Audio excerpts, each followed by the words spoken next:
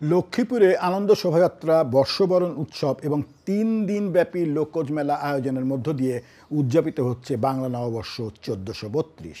সোমবার সকালে জেলা প্রশাসকের উদ্যোগে সদর উপজেলা পরিষদ প্রাঙ্গণে বর্ণাঢ্য আনন্দ শোভাযাত্রা শুরু হয়। এতে শহরের গুরুত্বপূর্ণ সড়ক পরিদর্শন করে তারা কালেক্টর ভবন প্রাঙ্গণে নিয়ে গিয়ে শেষ করেন। শোভাযাত্রা শেষে জেলা প্রশাসনের আয়োজনে আনুষ্ঠানিকভাবে উদ্বোধন করা হয় বর্ষবরণ অনুষ্ঠান ও ৩ দিনব্যাপী লোকজ মেলা।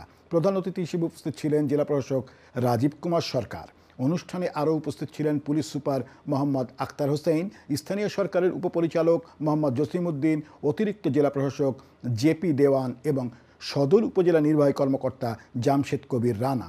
পরে জেলা শিল্পকলা একাডেমির শিল্পীদের অংশগ্রহণে জমকালো সাংস্কৃতিক অনুষ্ঠান অনুষ্ঠিত হয়।